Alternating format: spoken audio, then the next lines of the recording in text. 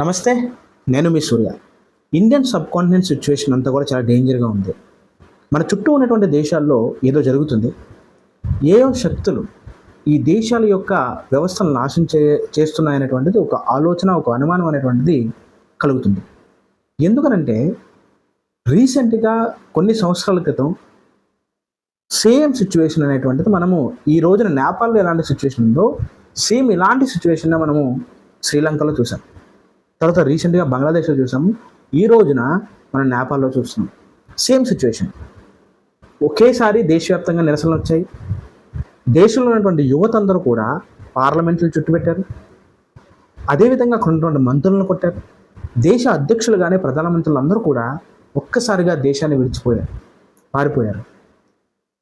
ఈ దేశాల్లో ఉన్నటువంటి కామన్గా జరిగినటువంటి ఈ విషయాలన్నీ కూడా ఏయో ఒక శక్తులు ఈ దేశాలకు వ్యతిరేకంగా పనిచేస్తున్నాయి.